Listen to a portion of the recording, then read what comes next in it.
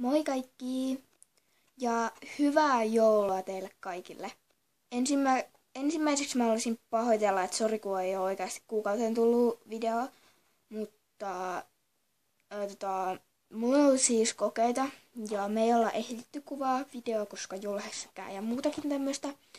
Mutta siis toi Albert Pirk teki hänen joulutervehdyksensä teille, joten mäkin päätin nyt kuvata tämmöisen. Ja nyt on 24. joulukuuta, eli jouluaatto, joten hyvää joulua teille kaikille. Ja mä kuvaan, jos en tänään ehdi kuvata, niin kuvaan ainakin huomenna joululahjan videon. Ja mä ootan ihan sikana iltaan, koska minä menen mummolle. Ja sitten mä avastan joululahjat ja syödään hyvää.